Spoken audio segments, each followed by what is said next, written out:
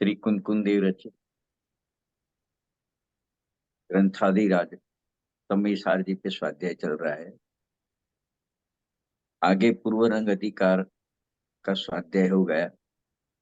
अभी जीव अजीव अधिकार का स्वाध्याय चालू है।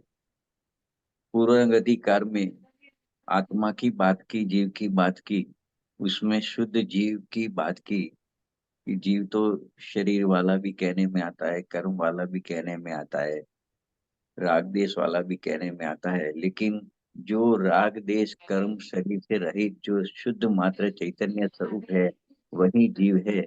उसका ही अनुभव करने से सम्यक दर्शन धर्म की प्राप्ति होती है। इतनी बात पूर्व रंग में बताई। इसके बाद अभी जीव अजीव अधिकार शुरू हुआ। तो जीव अजीव अधिकार में भी जीव की पहचान की कि जो चेतना लक्षण वाला है वही जीव है। उसके अलावा जो कोई भी भाव है वो सब अजीव है। ये बताना चाहते हैं इस गाथा में, इस जीव अजीव अधिकार में।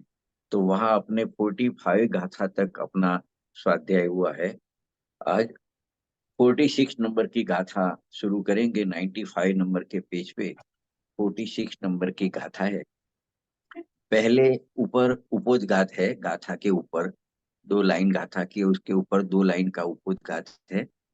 तो उसमें ये गाथा में क्या कहना चाहते हैं, ये गाथा क्यों लिखनी पड़ी, ये सब लिखा हुआ रहता है। तो पहले मैं उपोद्घात पढ़ता हूँ। अब प्रश्न होता है कि यदि अध्यवसान आदि भाव है वे पुद्गल स्वभाव है। यहाँ तक तो ये शिष्य आ गया है। पहले शिष्य ने तो जो अज्ञानी था उसने जो आत्मा को नहीं जानता था, आत्मा के स्वरूप को नहीं जानता था, वो तो पर को ही आत्मा कहता था। तो आपने देखा था 39 नंबर की गाथा से ये अधिकार शुरू हुआ। तो 39 नंबर से 43 नंबर की गाथा मतलब 5 गाथा में तो उसने अलग अलग 8 प्रकार से पर द्रव्य को जीव कहा था। ये सब बात अपनी चल गई है। मतलब वो जुड़ा वो 5 गाथा में जावे तो वहां पे ऐसा बताया था कि जो आत्मा के स्वरूप को जानता नहीं है, आत्मा के असाधारण लक्षण चैतन्य लक्षण उपयोग लक्षण को नहीं जानता है, वो अत्यंत विमूढ़ हुआ। वो बहु प्रकार से पर को मतलब आत्मा कहता है। उसमें वहां प्रकार बताए थे कि कोई तो अध्यवसान को ही जीव मानता है, कोई तो कर्म को जीव मानता है, राग द्वेष भाव को जीव मानता है, कोई नो कर्म को जीव मानता है, कोई राग द्वेष की तीव्रता मंदता को ही जीव मानता है, कोई कर्म के उदय को जीव मानता है, कोई तो कर्म के अनुभाग जो फल मिलता है उसको जीव मानता है, कोई ऐसा है कि जीव और पुद्गल दोनों मिली हुई अवस्था को जीव मानता है, और कोई तो ये 8 कर्मों वाला ही जीव मानता है। इसी तरह से अनेक प्रकार से जो जीव नहीं है उसको जीव मानता है। ये बात ये 5 गाथा में बताई थी। उसके बाद इसका निराकरण करने के लिए 44 नंबर की गाथा थी। तो 44 नंबर की गाथा में ये सिद्ध किया था कि ये अध्यवसान आदि भाव है वो जीव नहीं है, वो तो सब उद्गल के परिणाम है। ऐसा मैं नहीं कहता हूँ, ऐसा सर्वज्ञ भगवान ने कहा है। और इसी बात को उन्होंने 44 नंबर की गाथा में आगम से युक्ति से और स्वानुभव से उसको सिद्ध किया था कि ये जो देवसान आदि जो भाव है, जो पुण्य पाप के परिणाम है, राग द्वेष के परिणाम है, जो कर्म है, नो कर्म है, वो सब जीव नहीं है, वो सब पुद्गल है, पुद्गल के परिणाम है। उसको आगम से युक्ति से और स्वानुभव से उसको सिद्ध किया था। तो ये 44 नंबर की गाथा में कहा कि ये अध्यवसान आदि भाव है, ये पुद्गल स्वभाव है। फिर 45 नंबर की गाथा में भी बताया था कि जब कर्म का उदय आता है तो जीव को दुख का अनुभव होता है, लेकिन दुख है वो जीव का स्वभाव नहीं है। जीव का स्वभाव तो ज्ञान दर्शन ज्ञान आनंद जानने देखने वाला है। और जो जो दुख होता है वो अध्यवसान आदि भावों में ही जाता है। तो इससे नक्की होता है कि जो दुख परिणाम है वो भी पुद्गल के ही परिणाम है, वो जीव के परिणाम नहीं है। वो जीव के परिणाम से विलक्षण परिणाम है, इसीलिए ये सब भाव है, ये सब पुद्गल के परिणाम है। तो यही बात को शॉर्ट में यहाँ लिख दिया कि अब प्रश्न होता है कि यदि अध्यवसाद आदि जो भाव है वो पुद्गल स्वभाव है, मतलब पुद्गल के परिणाम है, ऐसा 44 और 45 नंबर की धारा में सिद्ध किया, तो फिर उसको ये प्रश्न होता है कि ये बात तो मैं मान लेता हूँ, लेकिन सर्वज्ञ के आगम में उन्हें कहा है, जीव रूप क्यों कहा गया है? तो देखो, सर्वज्ञ के आगम वो पढ़ा हुआ है, उसने सर्वज्ञ के आगम पढ़े हैं शिष्य ने, तो वो कहता है कि आपने बताया कि अध्यवसान आदि जो भाव है वो पुद्गल स्वभाव है, जीव का स्वभाव नहीं है। जीव का स्वभाव तो उपयोग दर्शन, ज्ञान दर्शन है, जानने देखने वाला है। तो वो जो है अध्यवसान आदि भाव वो पुद्गल के स्वभाव है, लेकिन सर्वज्ञ भगवान के आगम में भी उसी भाव को जीव रूप कहा, तो ऐसा क्यों कहा? तो ऐसा उसने प्रश्न किया। तो उसके उत्तर रूप ये गाथा सूत्र कही है। तो देखो गाथा में उसका उत्तर किस प्रकार से दिया है।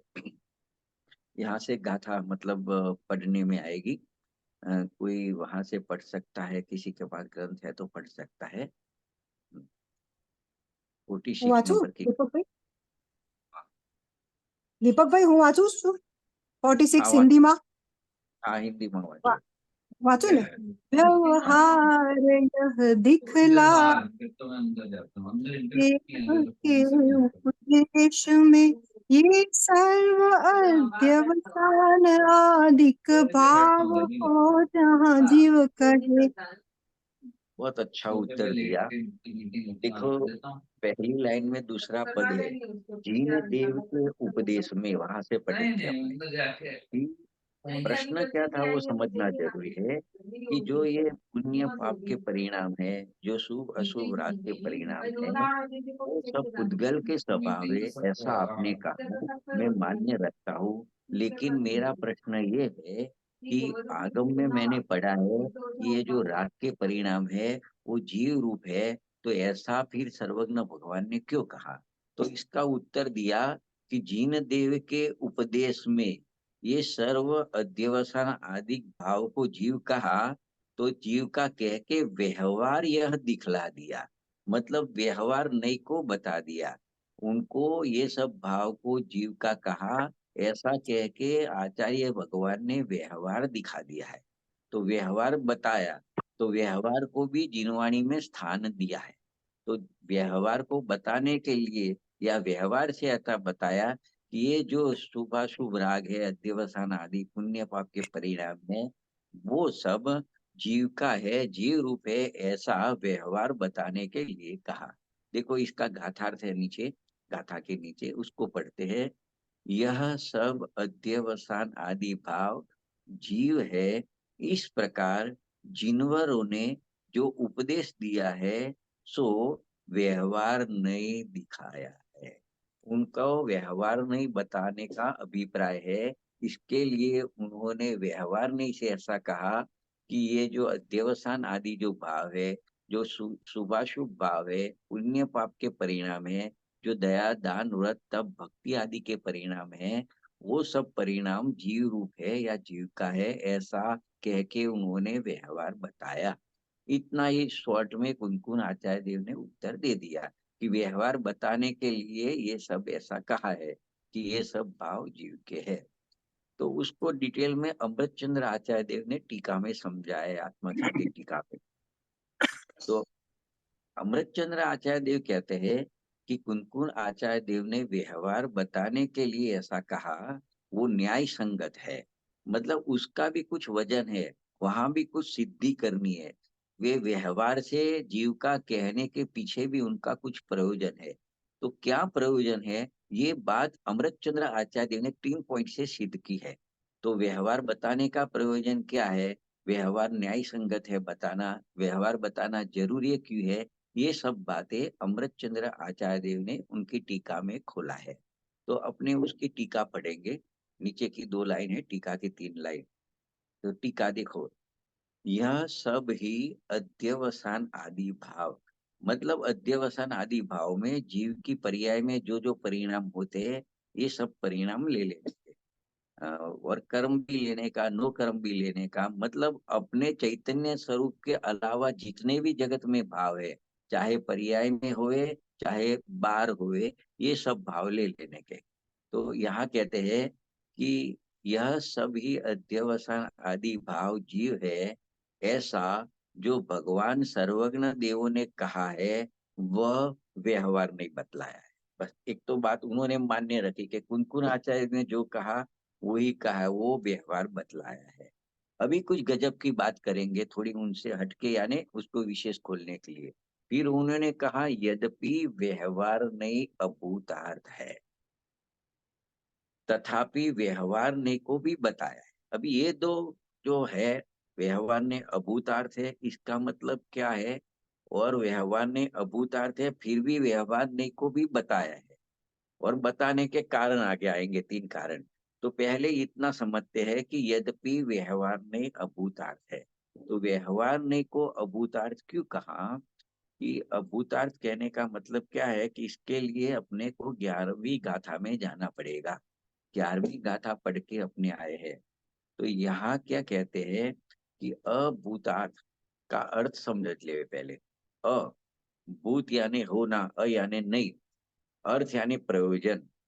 जिससे प्रयोजन की सिद्धि नहीं होती, जिन भावों से प्रयोजन की सिद्धि नहीं होती, वो सब भाव को अभूतार्थ कहने में आता है। और जिन भावों से प्रयोजन की भूतार्थ, अर्थ यानी प्रयोजन, तो जिन भावों से प्रयोजन की सिद्धि होती है, उन भावों को भूतार्थ कहने में आता है। और जिन जिन भावों से प्रयोजन की सिद्धि नहीं होती है, उन भावों को अभूतार्थ कहने में आता है। तो देखो प्रयोजन क्या है यहाँ पे, जिनागम में जीव को मोक्ष मार्ग और मोक्ष प्रकट करने कराने का है। तो मोक्ष मार्ग में सम्यक दर्शन से मोक्ष मार्ग की शुरुआत होती है। तो सम्यक दर्शन का प्रयोजन जिस भाव के आश्रय से होता है, वो ही भाव को भूतार्थ कहने में आता है। बाकी सब भाव को अभूतार्थ कहने में आता है। तो यहाँ पे जो आत्मा का स्वरूप है, वो द्रव्य पर्याय रूप है। एक बात, अभी तीन बात याद रखनी पड़ेगी आपको। तो पूरा पीछे का बैक है जो जीव अधिकार में आया था, वो सब रिवीजन में भी आ जाएगा। कि देखो आत्मा द्रव्य पर्याय रूप है, ऐसे दोनों मिलके एक वस्तु है, आत्मा वस्तु है। अभी इसमें द्रव्य को बताने वाला निश्चय नहीं है, और पर्याय को बताने वाला व्यवहार नहीं है। अभी जीव जब अपने अंदर देखता है, अपने स्वरूप में देखता है, तो द्रव्य पर्याय दोनों ज्ञान में आते हैं। लेकिन वो जब द्रव्य का आश्रय लेता है, जो निश्चय नहीं का विषय है, द्रव्य को बताने वाला निश्चय नहीं है, निश्चय नहीं से द्रव्य की पहचान होती है, तो जो द्रव्य का आश्रय लेता है, उसको सम्यक दर्शन रूपी प्रयोजन की सिद्धि होती है। और जो पर्याय का आश्रय करता है, पर्याय का लग करता है, जो व्यवहार नहीं का विषय है, तो उसको सम्यक दर्शन रूपी प्रयोजन की सिद्धि नहीं होती है। तो ये सम्यक दर्शन की प्रयोजन की सिद्धि नहीं होने से कारण ये जो पर्याय है, तो उसको अभूतार्थ कहा।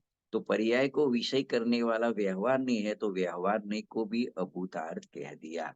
तो यहाँ सीधा लिख दिया कि व्यवहार नहीं अभूतार्थ है, मतलब उससे अपने प्रयोजन की सिद्धि नहीं होती है। फिर भी तथापि व्यवहार नहीं को भी बताया, अभी ग्रंथ में देखो कि वो अभूतार्थ है, उससे प्रयोजन की सिद्धि नहीं होती है, फिर भी वो व्यवहार नहीं को बताया। तो वहां प्रश्न यही था कि क्यों बताया, उसको व्यवहार नहीं से क्या बताया कि ये जो शुभाशुभ राग है, वो व्यवहार नहीं का विषय है।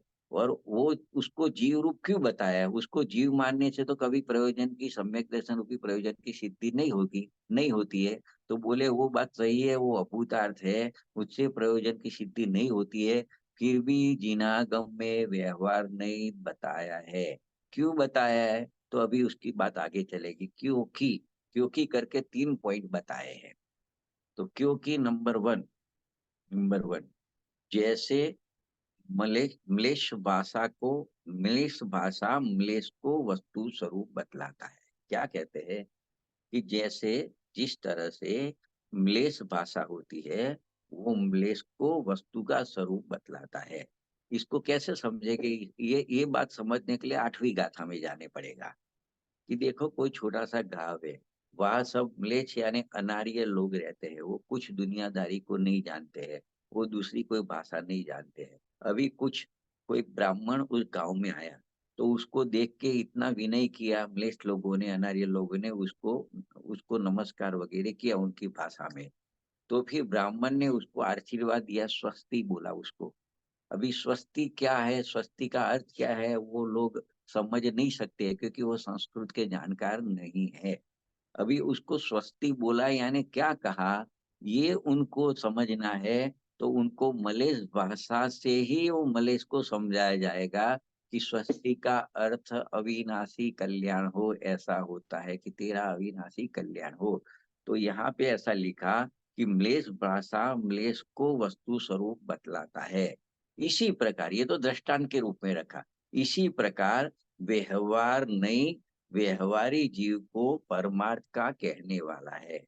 मतलब जीव का जो परमार्थ स्वरूप है, असली स्वरूप है, जिसको जानने से, जिसकी श्रद्धा करने से सम्यक दर्शन की प्राप्ति होती है, ऐसा परमार्थ स्वरूप कौन बताएगा? खाली ऐसा शुद्ध बुद्ध चैतन्य घन जीव, शुद्ध बुद्ध चैतन्य घन जीव, ऐसा ज्ञायक जीव, ऐसा कहेंगे मात्र, तो उससे तो समझ में नहीं आएगी।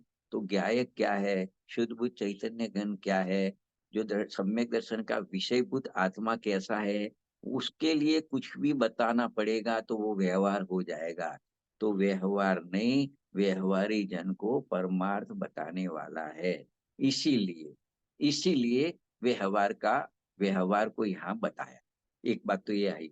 तो वो जो व्यवहार है, अभी आगे देखिएगा, इसीलिए व्यवहार ने अपरमार्थभूत होने पर भी, वो व्यवहार ने अपरमार्थभूत होने पर भी, यानी व्यवहारने का विषय जो पर्याय है, पर्याय में जो राग विकार है या पर्याय में जो भेद है, उसके आश्रय से सम्यक दर्शन की प्राप्ति नहीं होती।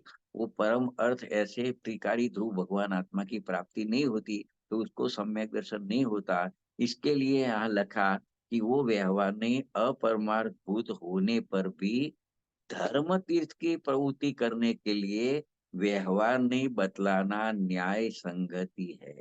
तो देखो, ये अपरमार्थभूत क्यों है व्यवहार नहीं, उसको भी समझना पड़ेगा। और धर्म तीर्थ की प्रवृत्ति करने के लिए व्यवहार नहीं बतलाना न्याय संगति है, इसका मतलब भी समझना पड़ेगा। तो उसको बहुत गहराई से समझना पड़ेगा। ये पहले नंबर का पॉइंट है, उसको अभी बाजू में रखते हैं। दूसरे और तीसरे नंबर का पॉइंट है, उसको निपट लेते हैं, अपने उसको समझ लेते हैं। बाद में वापिस पहले नंबर के पॉइंट में आएंगे। और पूज्य गुरुदेव श्री का प्रवचन के आधार से, उसमें उन्होंने तो बहुत 20 पॉइंट उस पे ऊपर लिखे हैं, अलग अलग तरीके से समझाए। तो उसको समझने की कोशिश करेंगे। तो पहले पॉइंट को अभी थोड़े साइड में रखते हैं। अभी दूसरा पॉइंट अपने लेते हैं। दूसरा पॉइंट में बात तो एक ही है कि ये व्यवहार ने क्यों बताया, व्यवहार ने क्यों बताया, वो अपरमार्थभूत होने पर भी उसको क्यों बताया। तो अभी दूसरे पॉइंट में उसको कहते हैं कि यदि व्यवहार ने न बताया जाए, तो 96 नंबर के पेज पे दूसरी लाइन है, यदि व्यवहार नहीं बताया जाए तो व्यवहार नहीं बताओगे, मतलब व्यवहार नहीं से जीव की पहचान नहीं कराओगे, व्यवहार नहीं से जीव की पहचान नहीं कराओगे, निश्चय नहीं से जीव की पहचान कराओगे, तो निश्चय ने तो जीव को कैसे बताएगा। ये बता रहे हैं कि देखो, यदि व्यवहार ने न बताया जाए तो परमार्थ से या तो निश्चय से, तो जीव कैसा है कि निश्चय से कहेंगे तो जीव शरीर से भिन्न बताता है, निश्चय ने तो जीव को शरीर से भिन्न बताता है। तो निश्चय नहीं से जीव शरीर से भिन्न बताए जाने के कारण क्या होएगा, निश्चय नहीं से जीव की पहचान कराएंगे।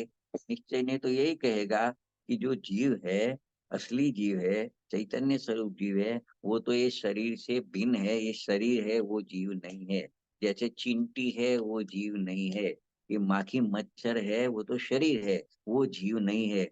निश्चय तो यही कहेगा, जीव तो ये शरीर जो दिखता है बाहर में, चींटी का दिखता है, जिसका भी दिखता है, हाथी का दिखता है, घोड़े का दिखता है, वो शरीर से जीव तो भिन्न है, ऐसा निश्चय नहीं कहेगा। तो फिर क्या आपत्ति आएगी, वो यहाँ बताने चाहते हैं कि व्यवहार से अगर नहीं बताएंगे जीव को, तो क्या आएगा कि जैसे भस्म को मसल देने में, जो भस्म राख होती है, उसको ऐसे हाथ में लेके मुट्ठी में लेके ऐसे मसल देने से वहां कुछ हिंसा नहीं होती, क्योंकि वहां तो असली वो राख के परमाणु है, उसमें जीव है ही नहीं, तो वहां हिंसा का अभाव ही है। उसी प्रकार जो त्रस और स्थावर जीव कहे हैं, वो त्रस और स्थावर जीवों को भी निशंकपणे से, निशंकतया मसल देने से, कुचल देने से, उनका घात करने में भी हिंसा का अभाव ठहरेगा। क्योंकि निश्चय ने तो यही कहता है कि जीव है वो तो इस शरीर से भिन्न है, और आपने तो बाहर जो दिखता है शरीर उसको मसल दिया, उसको उसका घात किया, तो शरीर का घात हुआ, जीव का घात नहीं हुआ। जब जीव का घात ही नहीं हुआ तो हिंसा का भी अभाव ठहरेगा, और जब हिंसा का अभाव ठहरेगा तो इसी कारण से बंध का भी अभाव ही सिद्ध होएगा। बहुत मार्मिक बात बताइए कि व्यवहार ने क्यों बताना जरूरी है। अगर व्यवहार ने नहीं बतावे और निश्चय नहीं से जीव की पहचान कराए, तो निश्चय नहीं तो जीव की ऐसी पहचान करेगा कि जीव है, ये वो ये शरीर से रहित है, वो जीव है। तो इसमें क्या आपत्ति आएगी। कोई जीव का निश्चय व्यवहार स्वरूप नहीं समझता है और निश्चय की बात ही सुनेगा कि जीव तो शरीर से भिन्न है, अकेली एकांत से निश्चय की बात सुनेगा, तो वो तो क्या समझेगा, जैसे राख को मसल देते हैं वो मतलब भस्म को, तो वहां से कोई हिंसा नहीं होती, तो वहां भी बंद नहीं होता। ऐसे चींटी वगैरह जाते हैं, जो जीव है त्रस्थावर जीव है, उसको भी कोई मसल देगा, उसका घात करेगा, तो वहां भी हिंसा नहीं होगी, क्योंकि निश्चय से तो देखे तो जीव ये शरीर से भिन्न है, तो शरीर को मसला, जीव तो उससे भिन्न है, तो वहां हिंसा का अभाव होएगा। और हिंसा का अभाव है तो वहां बंद का भी अभाव होएगा। जब हिंसा होती है नहीं तो बंद भी हुआ नहीं है। तो ऐसा नहीं कोई भ्रांति खड़ा करे, इसके लिए व्यवहार नहीं जरूरी है। व्यवहार नहीं बताता है कि ये शरीर है वही जीव है, ये नो कर्म जो शरीर है वही जीव है, ऐसा व्यवहार नहीं का कथन न्याय संगत है। ये दूसरे पॉइंट में ये सिद्ध किया। अभी देखो तीसरा पॉइंट लेते हैं, बहुत समझना जरूरी है ये गाथा को। तीसरा पॉइंट देखते हैं, देखो। तथा परमार्थ के द्वारा, मतलब व्यवहार नहीं, नहीं व्यवहार नहीं से नहीं बताएंगे जीव का स्वरूप, निश्चय नहीं से परमार्थ से बताएंगे। तो परमार्थ के द्वारा जीव का स्वरूप कैसा दिखाएगा, तो कहते हैं परमार्थ के द्वारा जीव राग देश मोह से भिन्न बताया जाएगा। तो जीव को राग देश मोह से भिन्न बताएंगे, तो उसके कारण क्या होएगा, वो उसका अर्थ क्या निकलेगा कि रागी जीव, देशी मोही जीव जो है वो कर्म से बंधता है। ऐसा ऐसा नियम है कि जो रागी जीव है वो बंधता है, द्वेषी जीव है उसको बंध होता है कर्म का। जो मोही जीव है यानी मोह करता है वो ही कर्म से बंधता है। लेकिन यहाँ तो कहा कि रागी देशी मोही जीव है ही नहीं है, तो वो उसको बंद भी नहीं है, और बंद नहीं है तो उसको छुड़ाने का उपदेश जो है, तो वो उपदेश ग्रहण करने का भी उसको नहीं रहा, तो फिर मोक्ष का भी अभाव हो जाएगा। तो यहाँ ये बताते हैं कि परमार्थ के द्वारा, ग्रंथ में पढ़ रहा हूँ, परमार्थ के द्वारा जीव राग देश मोह से भिन्न बताए जाने के कारण रागी देशी मोही जीव कर्म से बनता है, उसे छुड़ाना चाहिए। इस प्रकार इस प्रकार मोक्ष के उपाय के ग्रहण का अभाव हो जाएगा, और इससे मोक्ष का ही अभाव होएगा। तो ऐसा नहीं हुए, इसके लिए व्यवहार ने बताना न्याय संगत है, और जिनागम में व्यवहार की भी स्थापना की है, व्यवहार ने को भी स्थान दिया है। तो ये दूसरे और तीसरे पॉइंट में से क्या निकला, आगे की लाइन पढ़ेंगे कि इस प्रकार यदि व्यवहार ने न बताया जाए तो बंद मोक्ष का अभाव ठहरता है, कि बंदी नहीं है और मोक्ष भी नहीं है। तो इस प्रकार से ये व्यवहार ने बताना न्याय संगत क्यों है, ये अमृत चंद्र आचार्य देव ने ये दूसरे और तीसरे पॉइंट में इस प्रकार से बंद और मोक्ष की बात करके सिद्ध किया। अभी जो पहला पॉइंट बाकी था, वो पहला पॉइंट में थोड़ी ज्यादा गहराई है, उसमें से बहुत आध्यात्मिक न्याय निकाले हैं, तो उसको थोड़ा समझना बहुत जरूरी है, थोड़ा सूक्ष्म भी पड़ेगा, इसके लिए उपयोग की भी एकाग्रता चाहिए। क्योंकि अपने पास 45 मिनट तक रहता है और अपने को कहने का समझाने का बहुत अंदर मटेरियल भी रहता है। एक एक प्रवचन 10-10 पेज के रहते हैं, एक एक गाथा के ऊपर एक प्रवचन भी होते हैं, दो प्रवचन भी होते, 3 प्रवचन भी होते हैं इसके अंदर। तो उसमें बहुत सारे भाव रहते हैं और वहाँ कंटिन्यूटी भी अपनी आगे से रहेगी यहाँ तक के विषय की, तो समझने भी थोड़ा सरल रहेगा। इसके लिए जो जो गाथा चलती है वो गाथा गाथा और टीका है और भावार्थ भी रहता है, उसको 2-3 बार पहले पढ़ लेवे, फिर यहाँ पे थोड़ा समझाने की कोशिश करने की आती है, तो समझाने के बाद वापिस 2-3 बार उसको पढ़े तो वो अच्छी तरह से अपने ज्ञान में आ सकता है। तो इतना प्रयत्न थोड़ा जरूरी रहता है। तो देखो पूज्य गुरुदेव श्री ने पहले पॉइंट में क्या कहा, उसके लिए मैंने एक दूसरा भी क्लिप भेजा था, तो वो खोलते हैं। 207 नंबर का पेज है, वो गुरुदेव श्री के प्रवचन है उसमें। तो उसमें पहली लाइन से ही शुरू करते हैं। पहली लाइन में वो पहला वाला पॉइंट इस यहाँ पे दोबारा लिखा हुआ है, उसको समझाया है।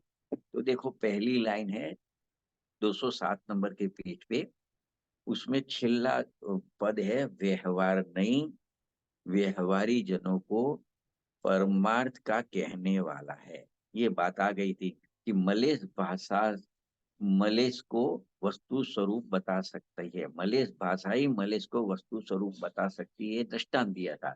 इसी प्रकार व्यवहार नहीं व्यवहारी जन को वस्तु स्वरूप का परमार्थ का ज्ञान करा सकता है। ये बात इधर आई कि व्यवहार नहीं व्यवहारी जनों को परमार्थ का कहने वाला है। इस कारण अपरमार्थभूत होने पर भी, देखो ये व्यवहार नहीं को अपरमार्थभूत कहा, तो असली व्यवहार नहीं को अपरमार्थभूत कहने का कारण क्या है कि व्यवहार नहीं तो सम्यक शुद्ध ज्ञान का अंश है, वो कभी अपरमार्थभूत नहीं होता। लेकिन व्यवहार नहीं का विषय जो पर्याय है, और पर्याय में जो राग देश विकार है, जो जीव के स्वभाव से विरुद्ध प्रकार के भाव है, जो विभाव भाव रहते हैं, वो सब भाव है, वो उसको परमार्थभूत नहीं ऐसा कहा था अथवा अपरमार्थभूत कहा, क्योंकि वो परम अर्थ की प्राप्ति यानी परम अर्थ यानी प्रकट करने की अपेक्षा से देखे तो सम्यक दर्शन अपना प्रयोजन है प्रकट करना। तो पर्याय है, व्यवहारने का विषय पर्याय है, पर्याय में जो भेद रूप भाव है विकार रूप भाव है वो सब है, उससे परमार्थ की परम अर्थ की प्राप्ति नहीं होती है। इसके लिए वो उसको विषय करने वाले व्यवहार ने को अपरमार्थ बुद्ध कह दिया। तो यहाँ पे लिखा इसी कारण वो व्यवहार ने अपरमार्थ बुद्ध होने पर भी धर्म तीर्थ की प्रवृत्ति करने के लिए व्यवहार ने का दिखलाना न्याय संगति है। तो देखो ये धर्म तीर्थ की प्रवृत्ति करने के लिए व्यवहार नहीं दिखलाना न्याय संगत है, तो धर्म तीर्थ की प्रवृत्ति किस प्रकार से है बतानी, ये बात अपने पढ़ेंगे। तो देखो आगे पैरे में पढ़ेंगे कि व्यवहार नहीं स्वयं परमार्थभूत न होने पर भी, तो देखो व्यवहार को परमार्थभूत नहीं ऐसा क्यों कहा, उसका विषय परमार्थभूत नहीं है। तो इसके लिए उसका आरोप इसमें व्यवहार नहीं में लगा के व्यवहार नहीं को भी परमार्थभूत न हो ऐसा कहा, कि न होने पर भी परमार्थ का कहने वाला है। मतलब व्यवहार नहीं खुद परमार्थ नहीं है, पर वो परमार्थ को कहने वाला बताने वाला दिखाने वाला है। तो देखो यहाँ व्यवहारनी क्या है कि व्यवहारनी का विषय बताते हैं कि जो पर्याय है वो व्यवहारनी का विषय है, और पर्याय में क्या है कि पर्याय में जो राग देश है पाप पुण्य के भाव है, वो वो अपरमार्थ है। किस किस वजह से कि वे स्वभाव की दृष्टि में अपरमार्थभूत है। तो देखो ये राग देश पुण्य पाप के जो भाव है वो अपरमार्थभूत है। क्यों वो अपरमार्थभूत है, पहले कि स्वभाव की दृष्टि से, स्वभाव की दृष्टि से आने कि ये पर्याय है, बाजू में द्रव्य है। तो जब द्रव्य ये परमार्थ है, क्योंकि द्रव्य के आश्रय से सम्यक दर्शन की प्राप्ति होती है, तो ये परम अर्थ की प्राप्ति होती है, तो ये पदार्थ को द्रव्य को भी परम अर्थ कह दिया, परमार्थ कह दिया। तो यहाँ कहना चाहते हैं कि जब इसकी दृष्टि करते हैं तो ये दिखता ही नहीं, पर्याय ही नहीं दिखती। तो पर्याय में राग देश पुण्य पाप के भाव है वो भी नहीं दिखते। तो स्वभाव की दृष्टि में ये सब अपरमार्थभूत है, ऐसा कहा। अभी ये अपरमार्थभूत है तो उसको विषय करने वाला व्यवहार नहीं को भी अपरमार्थभूत कह दिया। तो देखो ये अपरमार्थभूत है स्वभाव की दृष्टि में, व्यवहार नहीं और व्यवहार का नहीं का विषय। फिर भी उसको क्यों कहा, कि फिर भी उसको कहा क्योंकि पर्याय में ही धर्मतीत की प्रवृत्ति होती है। तो पर्याय में धर्मतीत की प्रवृत्ति करने के लिए पर्याय को बताने वाला व्यवहार नहीं को भी बताना पड़ेगा। तो इस वजह से ये न्याय संगत है कि व्यवहार नहीं को जिनागम में बताया है। व्यवहार नहीं बताने की जरूरत इसके लिए पड़ी कि जब धर्म की प्रवृत्ति करनी है तो करने वाला काम तो द्रव्य में होता नहीं है, द्रव्य तो निष्क्रिय है। जो करने का बात आता है वो धर्म की प्रवृत्ति वो पर्याय में होती है। तो पर्याय को बताने वाला व्यवहार नहीं है, तो व्यवहार नहीं को भी दिखाया कि धर्म की प्रवृत्ति बतानी है तो किस प्रकार से होती है, व्यवहार से किस प्रकार से होती है, उसमें भी निश्चय व्यवहार लगेगा। निश्चय धर्म की प्रवृत्ति किस प्रकार से होती है, किसको कही जाती है, ये सब पर्याय में होता है। तो पर्याय को बताने वाला व्यवहार नहीं है, इसके लिए व्यवहार नहीं को बताना जरूरी है। या तो अथवा तो व्यवहार नहीं बताया कुनकुन आचार्य ने, वह न्याय संगत है। क्योंकि प्रश्न ये था कि व्यवहार ने अपरमार्थभूत है तो व्यवहार ने को क्यों दिखाया। तो व्यवहार नहीं दिखाने का कारण कि वो अपरमार्थभूत भले है, लेकिन धर्म की प्रवृत्ति क्या है वो दिखाने के लिए व्यवहार नहीं दिखाना जरूरी है। अभी देखो वो आगे देखते हैं दूसरे पैराग्राफ में। पर्याय में 14 गुण स्थान है। जो 14 गुण स्थान है वो पर्याय में होते हैं, क्योंकि गुण स्थान वो कोई गुणों के स्थान नहीं है, द्रव्य के स्थान नहीं है। वो द्रव्य के अंदर जो गुण है वो गुण की पर्याय है। उसमें भी मुख्य रूप से श्रद्धा और चारित्र गुण की पर्याय है। तो पर्याय में 14 गुण स्थान बनते हैं। तो मोह और योग से ये 14 गुण स्थान बनते हैं। मोह में दर्शन मोह, चारित्र मोह यानी श्रद्धा गुण और चारित्र गुण और योग गुण, ये तीनों मिल के 14 गुण स्थान बने हैं। वो तीनों गुणों की परिणमन जो है पर्याय है, ये 14 गुण स्थान है। यदि कोई गुण स्थानों का निषेध करेगा तो व्यवहार का ही निषेध हो जाएगा। कोई बोलेगा पर्याय है ही नहीं, क्योंकि व्यवहार तो अपरमार्थभूत है, व्यवहार का विषय पर्याय है, तो पर्याय भी अपरमार्थभूत है। तो कोई बोलेगा पर्याय ही नहीं है, तो इसका मतलब जो गुणस्थान पर्याय में गुणस्थान भी नहीं है। अभी गुणस्थान को भी निषेध करेगा तो गुणस्थान को बताने वाला व्यवहार नहीं का भी निषेध हो जाएगा। तो फिर क्या होएगा, तो क्या होएगा कि चौथा पांचवा छठा आदि गुण स्थान है उनका भी निषेध हो जाएगा। मतलब जो धर्म धर्म मोक्ष मार्ग के गुण स्थान है वो चौथे गुण स्थान से मोक्ष मार्ग शुरू होता है। तो कोई गुण स्थान का निषेध करेगा तो चौथा गुण स्थान, पांचवा गुण स्थान, छठा गुण स्थान आदि जो मोक्ष मार्ग के गुण स्थान है वो सब गुण स्थानों का निषेध हो जाएगा। तो वो गुण स्थान को तो धर्म तीर्थ कहा है, या तो वो गुण स्थान को मोक्ष मार्ग कहा है, तो मोक्ष मार्ग का भी निषेध हो जाएगा। अतः धर्म तीर्थ की प्रवृत्ति चलाने के लिए, दिखाने के लिए व्यवहार का दर्शाना न्याय संगति है। बस इतना बताया कि व्यवहार क्यों दिखलाया, इसके वजह ये गुरुदेव श्री ने बताई। अभी देखो, लेकिन उसमें एक लाल लाइट भी दिखा रहे, मतलब डेंजर पॉइंट भी दिखाया है। इसमें एक डेंजर पॉइंट है कि लेकिन इससे ऐसा नहीं समझना चाहिए कि व्यवहार से धर्म तीर्थ की प्रवृत्ति होती है या व्यवहार से मोक्ष मार्ग प्रकटता है। देखो, धर्म तीर्थ की प्रवृत्ति को बताना वो व्यवहार है, व्यवहार धर्म तीर्थ की प्रवृत्ति नहीं है। दूसरी बात, दूसरी बात दूसरी बात कि मोक्ष मार्ग को बताने वाला व्यवहार नहीं है, लेकिन व्यवहार नहीं है वो मोक्ष मार्ग नहीं है। ये ध्यान रखने की बात है। इसमें मूल गर्भित बात, सूक्ष्म बात तो ये है कि देखो, फिर से पढ़ता हूँ कि धर्म तीर्थ की प्रवृत्ति चलाने के लिए व्यवहार नहीं का दर्शाना न्याय संगति है। लेकिन इससे ऐसा नहीं समझना चाहिए कि व्यवहार से धर्म तीर्थ की प्रवृत्ति होती है या व्यवहार से मोक्ष मार्ग प्रकट होता है, ऐसा नहीं है। क्यों ऐसा नहीं है? क्योंकि मोक्ष मार्ग तो स्वद्रव्य के आश्रय से ही प्रकट होता है, और स्वद्रव्य को दिखाने वाला निश्चय नहीं है। तो निश्चय नहीं से ही, निश्चय नहीं के विषय से ही, निश्चय नहीं का विषय स्वद्रव्य है, उससे ही धर्म तीर्थ की प्रवृत्ति होती है। तो देखो है ना, क्योंकि व्यवहार से देखो क्योंकि मोक्ष मार्ग तो स्वद्रव्य के आश्रय से ही प्रकट होता है, किंतु पर्याय में जो गुणस्थान आदि के भेद है, उन्हें न माने तो तीर्थ का यानी मोक्ष मार्ग का नाश हो जाएगा।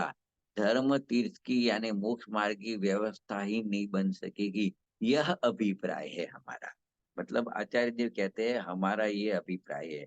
इसमें दो बात की कि मोक्ष मार्ग की प्रवृत्ति बताने के लिए व्यवहार नहीं को हमने बताया, लेकिन व्यवहार मोक्ष मार्ग नहीं है। हमारा कहने का अभिप्राय ये है कि मोक्ष मार्ग तो स्वद्रव्य के आश्रय से ही प्रकट होता है, लेकिन हमें वह तो हमको तो हम तो निश्चय ही बताते, या तो निश्चय नहीं से स्वद्रव्य को ही दिखाते। लेकिन मोक्ष मार्ग की प्रवृत्ति किस प्रकार से होती है, प्रवृत्ति क्या है, वो दिखाने के लिए हमें व्यवहार नहीं बताना पड़ा। ये हमारा अभिप्राय है व्यवहार नहीं बताने का। तो देखो व्यवहार है तो अवश्य, व्यवहार नहीं है ऐसा नहीं है। जब तक साधक दशा है तब तक निश्चय व्यवहार दोनों साथ में चलते हैं। तो साधक जीव को, ज्ञानी धर्मात्मा को साधक अवस्था में व्यवहार तो होता है, अवश्य होता है।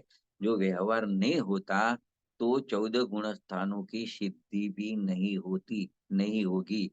तो फिर संसारी व सिद्ध पर्याय की भी सिद्धि नहीं हो पाएगी। ये सब पर्याय है। इसके लिए ये सब संसार की पर्याय, मोक्ष मार्ग की पर्याय, मोक्ष की पर्याय, सिद्ध की पर्याय, उसको बताने वाला व्यवहार है। तो ये सब बताने के लिए ही व्यवहार नहीं को बताना न्याय संगत है, ऐसा आचार्य भगवान यहाँ पे कहते हैं। देखो और भी आगे देखते हैं। 14 गुण स्थानों के भेद जीव का मूल स्वरूप नहीं होने से। वो मूल स्वरूप क्यों नहीं है? जीव का मूल स्वरूप तो जितना द्रव्य है, त्रिकाली ध्रुव द्रव्य, उतना ही मूल स्वरूप है। और ये गुण स्थान है वो तो पर्याय है, वो द्रव्य नहीं है। इसके लिए कहा कि 14 गुण स्थान के भेद है, वो भेद पर्याय है, और पर्याय व्यवहार का विषय है। इसके लिए यहाँ कहा कि 14 गुण स्थानों के भेद जीव का मूल स्वरूप नहीं होने से उन्हें बताने वाला व्यवहार नहीं, वस्तुतः तो अपरमार्थ भूति है। तथापि तीर्थ की प्रवृत्ति के लिए, अर्थात चौथे, पांचवें, छठे आदि गुण स्थानों की दशा का ज्ञान कराने के लिए जिनवाणी में व्यवहार नहीं दर्शाया गया। निश्चय से देखे तो पर्याय द्रव्य में नहीं है, पर्याय द्रव्य में नहीं है, पर्याय है लेकिन पर्याय पर्याय में है, पर्याय द्रव्य में नहीं है। किंतु पर्याय पर्याय रूप से तो है ही। बस यह इतना व्यवहार सिद्ध करना है। पर्याय पर्याय रूप से है, वो पर्याय किस प्रकार से है? संसार की पर्याय है तो राग देश रूप हो है, मोक्ष मार्ग की पर्याय है तो वितराग रूप है, और मोक्ष की पर्याय है तो पूर्ण वितराग रूप है। ये सब पर्यायों को बताने के लिए व्यवहार नहीं होता है। तो बस यहाँ इतना व्यवहार सिद्ध करना है। लेकिन इससे पर्याय के आश्रय से धर्म होता है, व्यवहार के आश्रय से तीर्थ यानी मोक्ष मार्ग प्रकट होता है, ये बात यहाँ नहीं है। लोगों को इसमें बड़ा भ्रम है कि व्यवहार से धर्म तीर्थ की प्रवृत्ति होती है, परंतु भाई ऐसा नहीं है। धर्म तीर्थ की प्रवृत्ति तो शुद्ध नय के, शुद्ध निश्चय के विषयभूत चैतन्य मात्र द्रव्य के आश्रय से ही होती है। तो यहाँ तो सम्यक दर्शन, ज्ञान, चारित्र रूप भाव तथा 14 गुणस्थान आदि के भाव पर्याय रूप से है। इस प्रकार पर्याय रूप व्यवहार की सिद्धि की है। इसके लिए यहाँ व्यवहार को दिखलाया है कि जो सम्यक दर्शन, ज्ञान, चारित्र रूप जो भाव है, रत्नत्रय के भाव है और 14 गुणस्थान के भाव है, वो पर्याय रूप है, और वो पर्याय को बताने के लिए यहाँ व्यवहार नहीं को दिखाया है। इतना यहाँ पे कहते हैं। तो इस प्रकार से और भी आगे है। ऐसे तो अभी अपने इसमें तो खाली 3-4 पॉइंट पढ़े हैं, ऐसे तो इसमें 15 पॉइंट है। तो बहुत अलग अलग तरीके से व्यवहार क्यों बताया है, व्यवहार ने को जीववाणी में स्थान क्यों दिया है, ये भी बताया है। लेकिन कोई भ्रम नहीं कर देवे कि ये व्यवहार से ही अपना अपना मोक्ष मार्ग प्रकट होता है, ऐसा कोई नहीं समझ ले, तो उसको भी साथ साथ में बताते जाते हैं कि व्यवहार मोक्ष मार्ग की पर्याय को दिखाता है, लेकिन व्यवहार से मोक्ष मार्ग प्रकट नहीं होता है। मोक्ष मार्ग तो निश्चय के आश्रय से ही प्रकट होता है। ये 3 लाइन बहुत याद रखने की है कि मोक्ष मार्ग को बताने के लिए व्यवहार नहीं बताया, लेकिन व्यवहार नहीं से मोक्ष मार्ग प्रकट नहीं होता है। मोक्ष मार्ग तो निश्चय के आश्रय से होता है, मतलब निश्चय नहीं का विषय जो अपना त्रिकाली ध्रुव भगवान आत्मा है, उसके आश्रय से ही होता है। तो ये सब बातें ये इसमें से सीखनी है। और भी व्यवहार नहीं को क्यों बताया है, इसकी बात आगे करते हैं, अपने 5-1 मिनट ले लेते हैं अभी। देखो, आगे देखे तो समय सार की 12वीं गाथा की टीका में आता है कि यदि जिनमत को प्रवर्ताना चाहते हो तो व्यवहार व निश्चय दोनों नयों को मत छोड़ो। देखो, अभी 12वीं गाथा में गए वापिस व्यवहार की बात करने के लिए कि यदि जिनमत प्रवर्ताना चाहते हो तो व्यवहार व निश्चय दोनों नयों को मत छोड़ो। यह कहने का अभिप्राय यह है कि यदि जो निश्चय नय को न माने जाएगा तो तत्व का नाश होगा। तत्व यानी क्या, कि निश्चय नय का विषय त्रिकाली ध्रुव द्रव्य है, वो ही नहीं रहेगा। निश्चय नय को नहीं मानोगे तो त्रिकाली ध्रुव को, निश्चय नहीं त्रिकाली ध्रुव द्रव्य को बताता है, तो वो ही सिद्ध नहीं हो पाएगा। तो जिसके आश्रय से सम्यक दर्शन होता है वो ही नहीं सिद्ध हो पाएगा, तो सम्यक दर्शन की प्राप्ति ही दुर्लभ हो जाएगी। तो यहाँ क्या कहते हैं, अगर निश्चय नहीं को न माना जाएगा तो तत्व का नाश हो जाएगा। तत्व यानी निश्चय नहीं का विषय जो त्रिकाली ध्रुव भगवान आत्मा त्रिकाली ध्रुव द्रव्य है, उसको तत्व कहा। आगे क्या कहते हैं, तत्व का नाश हो जाए तथा व्यवहार नहीं को नहीं मानोगे तो जीव के त्रस्थावर आदि भेद, संसारी व सिद्ध और गुणस्थान के भेद आदि कुछ भी नहीं सिद्ध होगा। लेकिन संसार की क्रियाएं जो गुणस्थान में पहले से तीसरा गुणस्थान, वो भी सिद्ध नहीं होएगा। ये चौथे गुणस्थान से लेके आगे तक जो है वो मोक्ष मार्ग बताया, वो भी सिद्ध नहीं होएगा। और जो मोक्ष है, सिद्ध की पर्याय है, वो भी सिद्ध नहीं होएगी, क्योंकि आप व्यवहार को मानते नहीं है। और ये सब पर्याय को दिखाने वाला व्यवहार है। अगर व्यवहार को नहीं मानोगे तो ये सब पर्याय भी सिद्ध नहीं होएगी। इसके लिए व्यवहार ने यहाँ बताया है, अलग अलग प्रकार से व्यवहार ने का जो रोल है, वो व्यवहार ने का विषय अलग अलग प्रकार से बताया है। वो न्याय संगत है, ऐसा कहना चाहते हैं आचार्य भगवान। देखो, एक बहुत अच्छी बात है, वो ले लेते हैं 1-2 मिनट में आगे। निश्चय से तो जीव कैसा है, अभेद एक रूप त्रिकाल है। इसमें पर्याय का भेद करना वो व्यवहार है। देखो, निश्चय व्यवहार से आत्मा का स्वरूप बताया। निश्चय से तो जीव अभेद एक रूप त्रिकाल द्रव्य है, ऐसा कह सकते हो उसको। इसमें पर्याय का भेद करना वह व्यवहार हो गया, वो व्यवहार है।